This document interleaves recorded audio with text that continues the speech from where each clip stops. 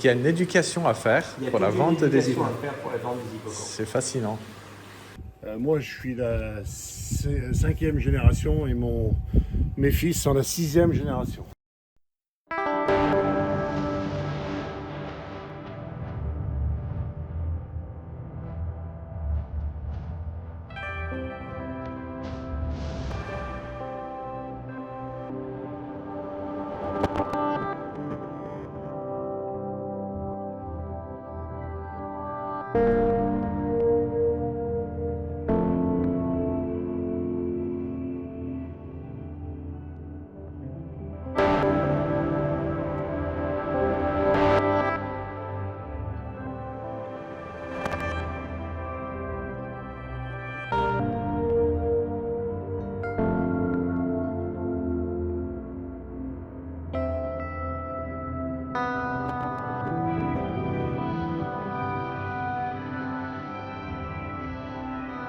Welcome to Touring Backroads France. Today we'll be enjoying the sights along the Atlantic coast in a village called Hénantes at the northern edge of the Charente-Maritime department. It's a small community situated along the Aiguillon Bay, about 20 minutes from La Rochelle by car. Located just south of the estuary of the Sèvres-Niortaise River, it sits just south of the Vendée. If you've never heard of it, you can easily pass it by as it's not along any of the main roads. It's one of those places you stumble upon through word of mouth, and it definitely qualifies as a backroads location. That's what makes it fascinating. For today's trivia question, do you know the two meanings of the word hippocampus? Stick around until the end of the video, put your thinking cap on, and I bet you'll figure it out. The settlement here goes back thousands of years, and it has gained prominence for two major reasons. First of all, being located along the flat beaches and tidal waters north of La Rochelle, it became a strategic point during the 100 Years' War and the Wars of Religion, leading to its church becoming a fortified military garrison. This church is really interesting. It's a fortified church that dates from about the 11th century, but it's been destroyed and rebuilt many times throughout history.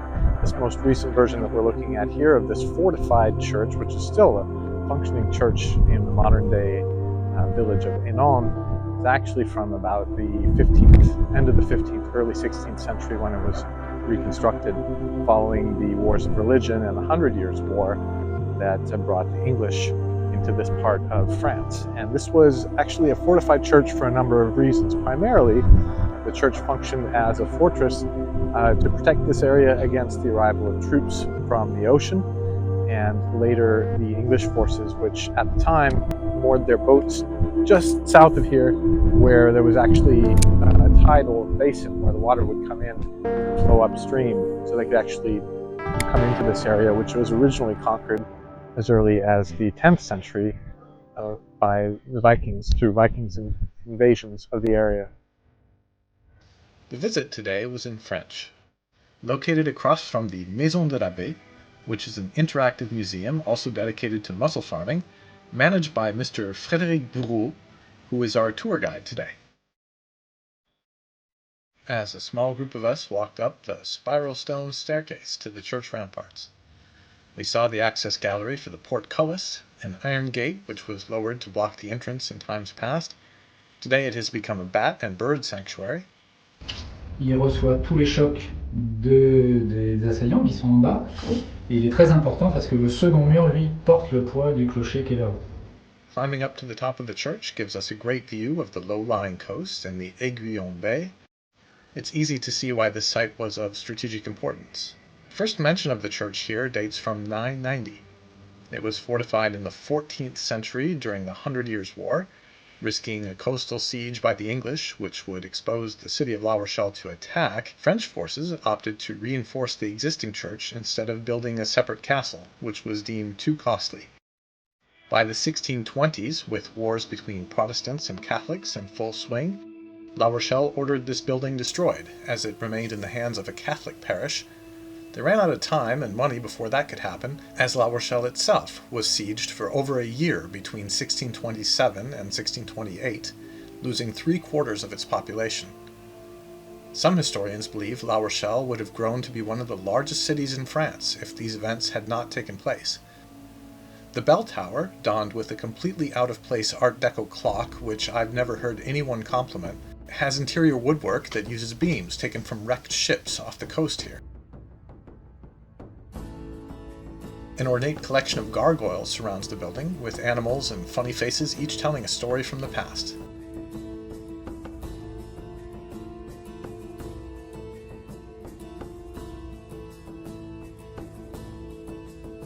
During that same period of history, local farming and fishing gave rise to the discovery of a technique used for mussel farming, allowing them to be grown and harvested in large quantities. That method has now been exported across the world and contributes to the many hundreds of thousands of tons of mussels that are harvested every year. An Irishman named Patrick Walton shipwrecked here in 1235, leading to this discovery of the farming technique in shallow tidal waters. Next up, we'll travel down to the beachfront, where a family-owned business has been farming mussels in the bay for 6 generations. Mr. Yannick Marionneau and his 3 sons proudly continue this family tradition with hard work and dedication, in what I found to be a fascinating visit where I learned all about the trade. Et vous faites ça depuis très longtemps? Alors, moi je suis la 5e génération et mes fils sont la 6e génération. Donc nous retrouvons la pointe de l'Aiguillon, là-bas, Ouais. et ici l'anse de l'Aiguillon. L'anse de l'Aiguillon, ce qu'on appelle très exactement la baie de l'Aiguillon. Ok. D'accord? La métilliculture, ici vous êtes dans le berceau de la métilliculture sur Bouchot, qui est franco-française. Bouchot. Bouchot, Et ça- l'élevage sur Bouchot. Ok. Donc C'est un élevage. c'est la technique de C'est la l'élevage. technique d'élevage Ok. qui existe depuis 1235. Et ce serait un Irlandais, Patrice Walton, Oui. qui aurait fait naufrage avec son bateau dans la baie de l'Aiguillon, qui aurait atterri entre Hénan et Charon. Ok. Et là, il s'est aperçu que les autochtones, à l'époque, ils avaient des perches. Et sur ces perches, ils mettaient un filet à marée basse pour attraper des canards. Ok. Hein, et le filet s'appelait un alouré, le filet d'alouré. Et lui s'est aperçu que sur ces perches qui restaient toujours en position, hein, malgré les marées, il venait naturellement des petites moules, des moules dessus, et qui étaient vraiment très bonnes, exemptes de sable parce qu'elles étaient sur des piquets. Donc il a eu l'idée de faire les premiers bouchots à moules en V, au niveau de la production primaire, très important, milieu humide, enfin humide entre guillemets, parce que milieu salé, mais une production primaire très importante, ce qui fait la richesse de la baie ici pour la culture des moules. Une fois qu'on a récupéré ces moules sur les petites cordes, on commence à les voir à l'œil nu. On arrive au mois de fin avril, début mai à peu près. Ok. Donc là, la température a bien évolué. Le plancton commence à se mettre en marche, comme la photosynthèse à terre, hein, dans les jardins. Ça commence tout ça à se mettre en marche. Ok. Une herbe, un plancton, on l'appelle le plancton fourrage, quoi, que se nourrit les moules, se développe. Donc les moules arrêtent de se reproduire. C'est fini pour l'année. Elle ne se reproduira plus. Et elle va commencer à faire de la chair, à devenir intéressant au niveau du poisson. Et vous voyez que si on regarde les bouchots, toutes les masses sombres que vous voyez, ce sont des bouchots là-bas. Hein. Eh bien, c'est en pleine mer, il reste de l'eau là-bas. Donc, il fallait des bateaux qui puissent naviguer toujours, avec des moteurs. Et surtout, une motopompe pour pouvoir planter des pieux dans le sable. Parce que là-bas, on est sur des fonds sablo-vasards. Ok. Ici, c'était des fonds vaseux, donc on pouvait enfoncer les pieux relativement facilement. Là-bas, la technique avec la motopompe nous a permis d'enfoncer des pieux. Alors, j'avais cru comprendre que la baie ici, ça s'est envasé avec le temps, Oui. au fil Oui. des siècles, en fait, Oui. parce que c'était de l'eau plutôt plus profonde, en tout cas, il y a peut-être C'était 800 ans. beaucoup plus profond. Et puis, on a des apports de la Sève niortaise et des alluvions qui fait qu'il y a un envasement naturel. Ok. On les laisse entre 12 et 24 heures. La plupart du temps, ils vont pêcher le jour A, si vous voulez. On les laisse la nuit dans la salle de purification. Et le lendemain matin, à 4 heures du matin, 4-5 heures du matin, on les reprend. Et là, on a les commandes qui sont venues soit la veille au soir ou soit le matin de bonne heure. C'est un peu comme le poisson au mariage, si vous voulez. On a nos commandes qui arrivent. Il y a un bureau ici. en principe, on commence tôt le matin.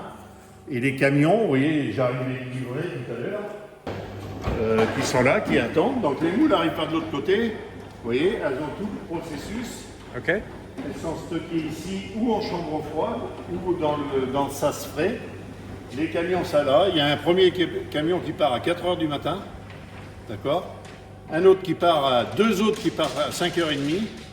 Après un autre qui part à 7 h 30. Ok. Hein. Et c'est pour tous les marchés locaux? Un du autre, coup alors ça c'est pour la livraison qu'on fait nous-mêmes. Une fois que ces camions, jusqu'à 8 h 30, il y a des tournées. Alors, Ok. on part jusqu'à l'intérieur à Angoulême, c'est loin. Ah oui. Et après on reste sur La Rochelle, la côte, voilà. Ok. Ici, tout ça c'est les véhicules que vous voyez là. Après, on fait les transporteurs qui viennent. À 10 h, il y a un transporteur qui vient pour les expéditions un peu plus lointaines. C'est-à-dire tout le Grand Sud-Ouest, Bordeaux, Toulouse, tous les grands centres, où là, ils passent à 10 h. Donc on fait les moules, on les met sur des palettes, soit on les stocke dans le sas frais ici, en attendant le camion, ou dans la chambre froide. Et dès que le camion arrive, on charge le camion. Et après, on a un dernier départ avec un poids lourd qu'on a, à midi à peu près, pour le marché de Agen. Et vous êtes ouvert Alors le matin, de 7 h à peu près, jusqu'à 13 h. Ok, le matin, du lundi au vendredi. Du lundi au samedi. Au samedi aussi. Alors là, ils n'ont pas dû ouvrir aujourd'hui parce qu'on était... Vous avez un rendez-vous. Voilà. Ouais. Et puis les touristes sont partis. Alors, Finally, let's take a look at a one-of-a-kind marine farm, the only one in France. Their job? They raise seahorses. That's right, these are hippocampus fish. And it's a lot of work. The couple, Christine and Jérôme Détienne, moved to this location from Normandy several years ago, after discovering that the climate here was well adapted to their business. Raised in fish tanks and sold to aquariums or other clients, these seahorses require time and attention to detail in order to ensure their survival, proper development, and training. Yes, training. Seahorses require education from the youngest age to be able to survive outside an ocean environment. I'll let Jérôme explain it further. Donc nous sommes arrivés en Charente-Maritime fin 2022. On recherchait donc ce milieu particulier donc de bassin proche de la mer, et en fait on ne trouve pas ce genre de zone ailleurs. En fait, en Normandie, on avait cherché, ça n'existe pas. En Bretagne, les côtes ne sont pas favorables. Si on va un petit peu plus haut sur la Vendée, on va être plus sur des marais salants, des choses comme ça. Donc, c'est pas non plus tout à fait la même activité. Et si on descend un petit peu plus dans le sud, on est sur des bassins aussi, mais qui vont avoir plus d'eau douce, ce qui nous intéresse beaucoup moins. Moi, depuis tout petit, j'ai commencé avec les tritons, les grenouilles, donc j'élevais des tritons et des grenouilles. Après, je suis passé à l'aquariophilie d'eau douce, donc j'ai élevé pas mal de poissons d'eau douce. J'ai été en Afrique en chercher, j'ai élevé des killies au moment. Et puis un jour, il y a un ami qui a proposé à ma femme de récupérer des hippocampes, parce que les hippocampes avaient été pris à la fac pour des stagiaires pour étudier la reproduction des hippocampes. Et quand on arrive à Pâques, il n'y a plus personne pour s'occuper des animaux, il fallait trouver une nounou pour les hippocampes. Et donc ils ont appelé ma femme, ils ne m'ont pas appelé moi, ils n'étaient pas fous. Ils ont appelé ma femme, ils lui ont demandé si on t'amène l'aquarium, l'eau de mer, la nourriture et les hippocampes, est-ce que ça t'intéresse?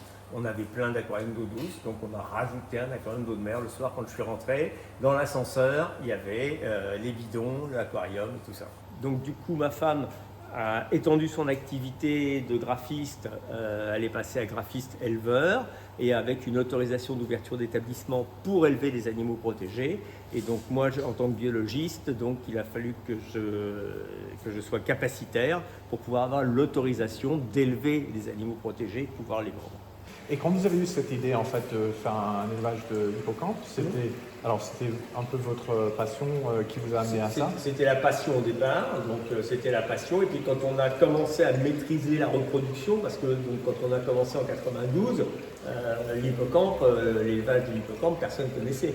Donc moi j'avais déjà travaillé pas mal sur des poissons d'eau douce, déjà assez compliqués à élever. Donc on a cherché avec pas mal de copains aussi dans les aquariums publics et tout, à trouver un protocole d'élevage. Et quand on a mis au point un protocole d'élevage, et ben voilà, entre la naissance et l'apparition de la poche et le fait qu'il soit capable de manger du congelé, oui, ça doit en être une, il faut qu'il soit capable de manger du congelé, donc ça va correspondre à peu près à 4 à 6 mois sur cette espèce-là.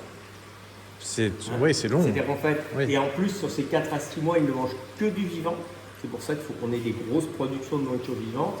Ok. Ils ne mangent que du vivant et après le boulot de ma chérie, c'est de les éduquer à manger du congelé. Parce que nous, on ne vendra que des animaux qui sont éduqués au congelé pour que les aquariums publics ou les particuliers qui viennent en acheter puissent facilement s'en occuper. Donc il y a une éducation à faire pour la vente des hippocampes. Pour la vente des hippocampes. C'est fascinant. Voilà. Petite poche, et voilà un petit mâle. C'est pas le plus plein des là. Là, on voit bien, quand de dos, on voit la poche qui dépasse comme ça, c'est qu'elle est bien pleine déjà. Donc là, il n'est pas encore adulte, celui-là. S'il fait une centaine de petits, ce sera le maximum. Et puis après, le problème, c'est que quand la femelle elle a choisi son mâle et tout, il y a toujours un autre mâle qui vient voir ce qui se passe et tout ça. Enfin, et un coup sur deux, ils mettent ça par terre. Ok. Ils ratent leur cou et les œufs tombent par terre. Régulièrement, on a des grappes d'œufs qui tombent par terre. Et une grappe d'œufs qui tombe par terre, c'est mort, parce que comme ils n'ont pas été dans la poche, ils ne sont pas fécondés. Oui, le mâle féconde dans la poche. Et là, on voit bien comment ils s'accrochent en fait, leur Bah, méthode. là, ils sont bien accrochés, oui, tout à fait.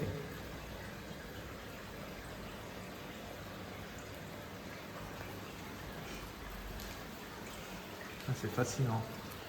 Et donc ici, vous en avez encore plus que l'autre côté. Et ça, ce sont des espèces, donc c'était... Tout ça, c'est Erectus. Hein. Erectus, Tout oui. ça, c'est les mêmes, c'est C'est Erectus. bien ce que En ce j'avais moment, en retenu. ponte, on n'a que Erectus. Et puis même entre eux, ils s'accrochent là, ils font des Ah oui, formes, ça, de toute façon, le fait de s'accrocher, ils s'accrochent sur n'importe quoi. Si c'est un copain, c'est pareil. Alors, de temps en temps, ça les énerve un peu, donc ils se secouent. Ils en ont marre de se... Oui, voilà, quand l'autre le prend par le cou comme ça, il y a un moment, ça commence à être énervant. Mais c'est une En façon plus, de jouer en fait, ils sont très joueurs. Voilà, sûrement.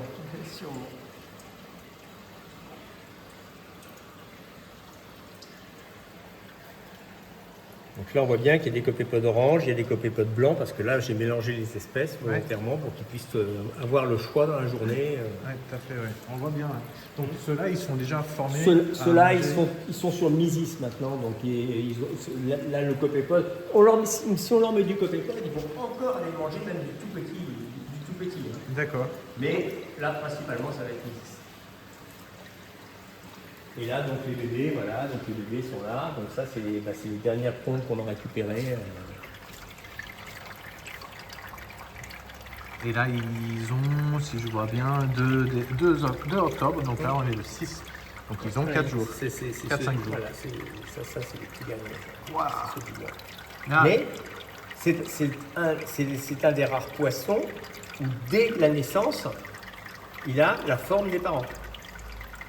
Alors que les autres poissons vont avoir une évolution donc, dans leur forme, lui, toute l'évolution se passe, toute la métamorphose se passe dans la poche. Donc ils sont nés avec la forme adulte. Donc ils naissent avec la forme adulte. Incroyable. Ils naissent avec un statut femelle, hein, donc ils ont une apparence femelle, il n'y a pas de poche, la poche apparaîtra seulement quand la maturité sexuelle se fera, hein, mais ils ont la forme d'un hippocampe. Raising seahorses to maturity takes months of patience and dedication, particularly in their feeding cycle. They have to be fed the right sort of plankton and prey, be taught how to feed on certain species, and adapt to dietary changes in order to survive in captivity. Voilà, ça c'est le mode d'emploi du copépode. Donc ça c'est le copépode. Là ils sont adultes, ça c'est le noplite copépode, c'est le bébé copépode. Ok. Ça c'est le Misis, ce qui veut dire que les fiches des copépodes doivent être là-haut. While they are predators in the wild, these unique fish don't actively seek out food sources. They wait for them to appear in front of their noses. As you can see, the village of Enonde is a hidden gem here in the north of the Charente-Maritime, just a short drive or bike ride up the coast from La Rochelle. Now comes the answer to today's trivia question. Hippocampus has a double meaning. It's both the aquatic life form that we observed in this video, also called a seahorse, as well as an important component of the human brain that makes up part of the limbic system, providing spatial memory that enables navigation. The word comes from the ancient Greek hippo, meaning horse, and campos, meaning sea monster. I hope you've enjoyed this video today. If you like the content on this channel, make sure and watch some of my other projects on towns in Charente. And as always, like and subscribe. Leave your questions and remarks in the comment section. Your support is greatly appreciated.